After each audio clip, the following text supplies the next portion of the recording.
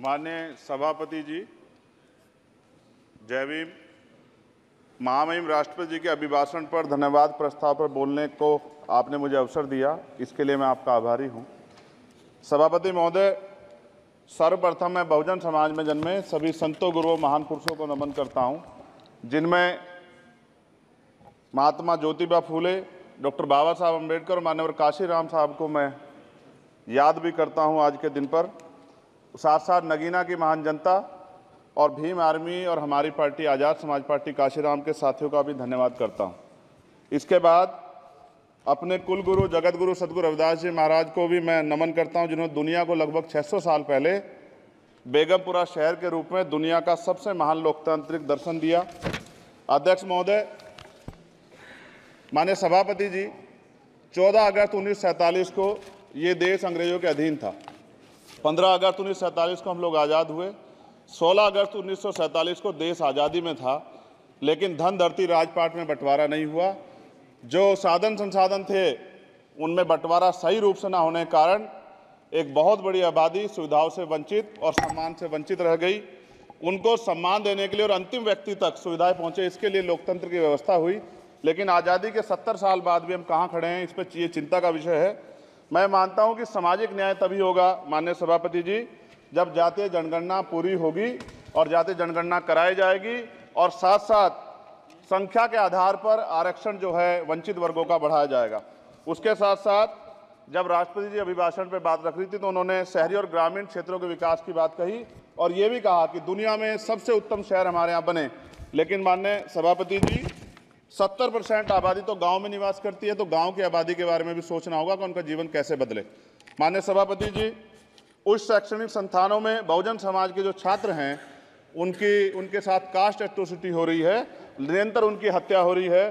साथ साथ जो सरकारी कर्मचारी हैं दफ्तरों में, उनके साथ भी जो SC ST OBC और मुस्लिम और अन्य धार्मिक अल्पसंख्यक, उनके साथ भी माननीय सभापति जी जातिगत और धार्मिक जो है शोषण किया जा रहा है। इसलिए मेरी मांग भी है कि पुरानी पेंशन को भी अध्यक्ष जी बहाल किया जाए। जो कर्मचारी देश की सेवा में लगे हैं उनका भी सम्मान होना चाहिए।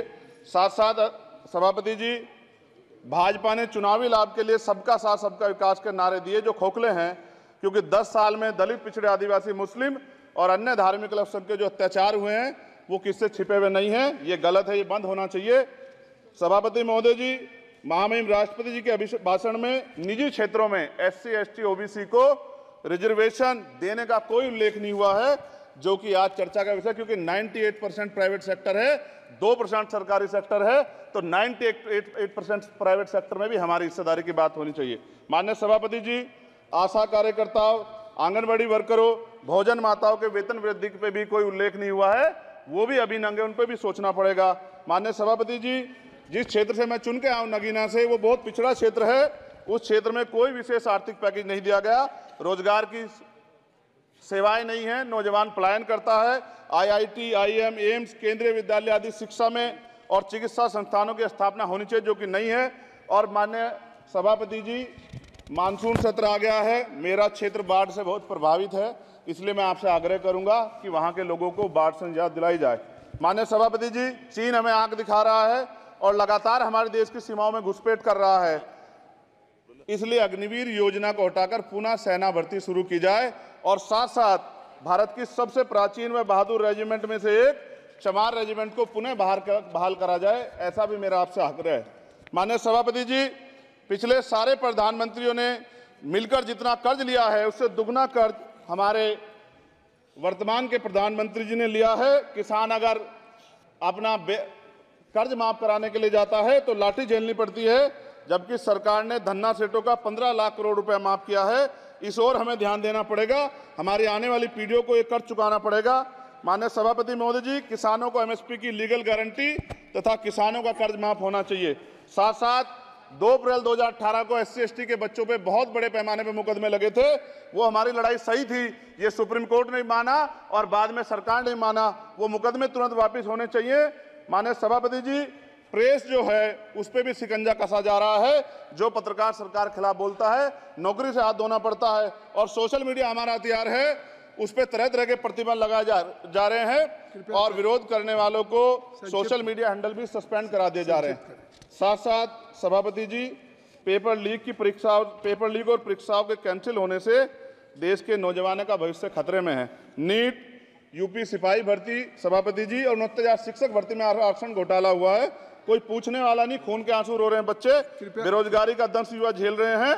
इसलिए मेरा आग्रह है कि युवाओं के लिए कृपया समाप्त करें चंद्रशेखर। माननीय सभापति जी, मैं पहली बार बोल रहा हूं, आप कहेंगे मैं बैठ जाऊंगा, मैं आपकी बात, मैं संवैधानिक मर्यादा का पालन करूंगा, मगर हम तो माननीय सभापति जी सुन ही रहे हैं। आप बोलिए, 1 मिनट। धन्यवाद, धन्यवाद। 1 मिनट और बोलिए। अध्यक्ष सभापति जी, नारी सम्मान की बात करने वाली सरकार, हमने मणिपुर देखा सर, हमने पहलवान बेटियों का हर्ष देखा सर, और हमने सर हाथरस की बेटी का हर्ष देखा सर, और हाथरस के परिवार को जो वादा किया था सरकार ने वो भी पूरा नहीं किया।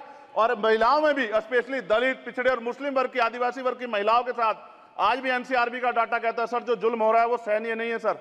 साथ साथ कोविड में तैरती, हमने कोविड में बहुत सुना सर, कोविड में तैरती लाशें भी गंगा में हमने देखी है सर, और मजदूरों का हाल भी हमने देखा है। सभापति जी, बस सब समाप्त कर रहा हूं। नोटबंदी पे छोटे मजले उद्योग की जो कमर टूटी वो भी हमने देखी है। सभापति जी, शैक्षणिक संस्थानों, विश्वविद्यालयों में, चिकित्सा संस्थानों में ओबीसी एसटी के योग्य अभ्यर्थी को एनएफएस करके जिस तरह निकाला जा रहा है, लेटरल एंट्री करके जिस तरह हमारे रास्ते बंद किए जा रहे, ये भी हम देख रहे हैं सभापति जी। साथ साथ मेरा ये कहना है सर, ये सबका इशू है कि प्राइवेट कर्मचारी सर और सरकारी भी कई जगह पे 8 से ज्यादा घंटों से काम करते हैं और उनको जो सर उचित वेतन भी नहीं मिलता, तो न्यूनतम वेतन 20,000 रुपए तय हो और 24 घंटे की ड्यूटी। उदाहरण के तौर पे यूपी पुलिस सर बहुत पूरा काम करते हैं वो लोग, वो राज्य के विषय हैं। आप सर मैं आपके राज्य सरकार के लिए भी आपके संज्ञान में डाल रहा हूँ विषय सर, पुलिस सब जगह है सर, लेकिन सवाल ये है सर, बहुत पसीना बातें हैं, 8 घंटे की ड्यूटी और वेतन विसंगति, वोटर स्कीम से उनको जो बाहर किया जाए। माननीय सभापति जी, 1 मिनट चाहिए सभापति जी। राष्ट्रपति जी ने धर्म के बारे में बात की थी, राम मंदिर से पहले हमारे गुरुघर तुगलकाबाद का फैसला आया था राष्ट्रपति जी, वो सभापति जी अभी तक दिल्ली में स्थित सदगुरु रविदास जी महाराज का गुरुघर नहीं बना। साथ साथ सभापति जी, अपनी बात को खत्म करते हुए मैं आपसे कहना चाहता हूं कि जितना देश दूसरों का है सर, इतना हमारा भी है। हम मरने के लिए पैदा नहीं हुए, जो चाहता है हमारी हत्या कर देता है। मूछें रखने पे, घोड़ी पे बैठने पे, मटकी छूने पे हमारी हत्या हो रही है। क्या बदला है सर 70 साल बाद भी? दलित, पिछड़े, मुसलमानों पे हिंसा नहीं रुक रही है सर। मेरा आपसे संरक्षण के साथ ये आग्रह है कि इन घटनाओं को रोका जाए और देश किसी की बपोती नहीं है, देश संविधान से चलता है सर और संविधान से चलेगा। संविधान छेड़खानी बर्दाश्त नहीं की जाएगी सर। धन्यवाद।